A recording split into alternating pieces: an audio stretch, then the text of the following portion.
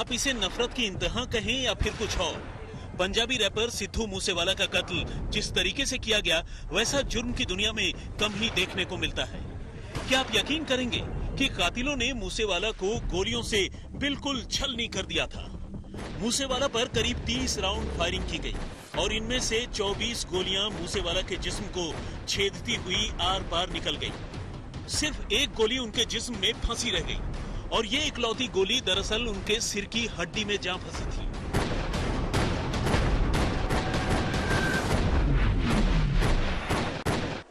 इसका मतलब यह हुआ कि कातिलों ने बिल्कुल करीब से और बेखौफ तरीके से उन्हें टारगेट किया और देर तक इत्मीनान से उन पर गोलियां बरसाते रहे।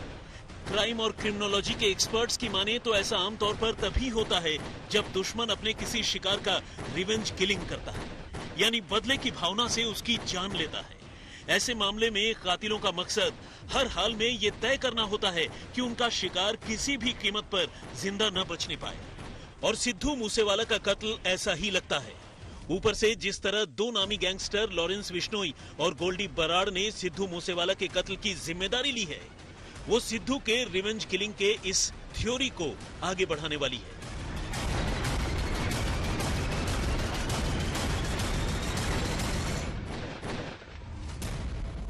मानसा के जिला अस्पताल में सिद्धू मूसेवाला का पोस्टमार्टम करने वाले 5 डॉक्टरों की टीम ने जब उनकी लाश का मुआयना किया तो उन्होंने पाया कि उनके जिस्म पर 2 दर्जन यानी 24 गोलियों के जख्म हैं। पोस्टमार्टम के बाद डॉक्टर इस नतीजे पर पहुंचे कि उनकी मौत जरूरत से ज्यादा खून बहने और जिस्म के कई अंदरूनी अंगों के जख्मी हो जाने की वजह से हुई। फिलहाल पुलिस ने आगे की फॉरेंसिक जांच के लिए उनका विसरा भी सुरक्षित रख लिया है।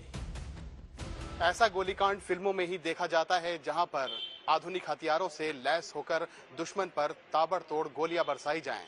इतनी गोलियां कि गाड़ी छलनी हो जाए और दुश्मन का शरीर में छेद ही छेद हो जाएं।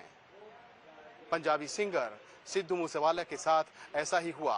उन्हें 2 गाड़ियों ने ओवरटेक किया और उसके बाद जो हुआ उसने पूरे पंजाब को हिलाकर रख दिया।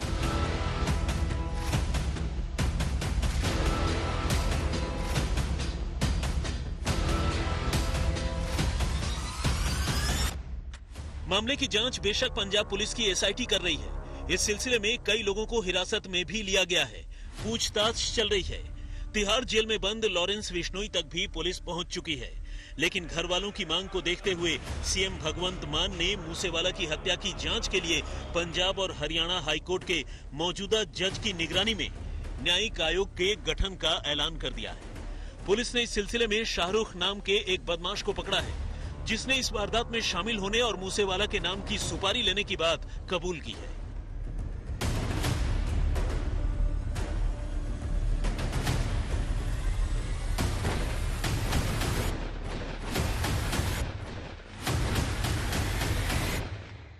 जो चेहरे अब तक इस मामले में बेनकाब हो चुके हैं वो तो खैर अपनी जगह पर हैं ही, लेकिन जिस तरह से ऐन बगैर सिक्योरिटी के घर से बाहर निकलते ही मूसेवाला को टारगेट किया गया, उसे देखते हुए पुलिस को भी शक है कि उनके कत्ल से पहले किसी ने कातिलों के लिए मुखबिरी जरूर की है। और फिलहाल इन तमाम पहलुओं को ध्यान में रखकर पुलिस तफ्तीश कर रही है। अरविंद ओझा और ललित शर्मा के साथ तंसीम हैदर, मानसा, पंजाब आज तक।